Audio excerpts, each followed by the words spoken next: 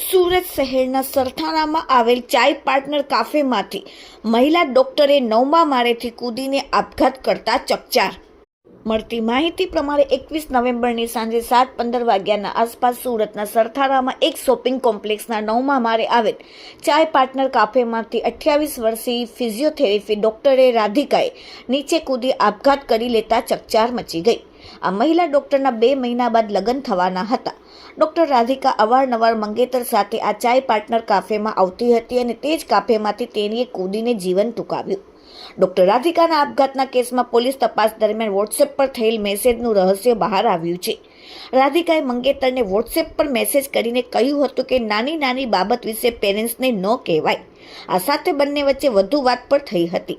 આ મેસેજો પરથી જણાય છે કે ડોક્ટર રાધિકા અને તેના મંગેતર વચ્ચે છેલ્લા કેટલાય સમયથી તણાવ ચાલી રહ્યો હતો, જે કદાચ આ દુઃખદ ઘટનાનું મૂળ કારણ હોઈ શકે છે. પોલીસ તપાસમાં એ પણ સામે આવ્યું છે કે બંને વોઇસ કોલ અને વિડીયો કોલ થકી નિયમિત વાતચીત કરતા હતા. આપઘાત પહેલા રાધિકા એકલી જ કેફે પર પહોંચી હતી અને ચા પણ પીધી હતી. આટલું જ નહીં, તેણે સ્ટાફ કર્મચારીઓ સાથે વાતચીત પણ કરી છે.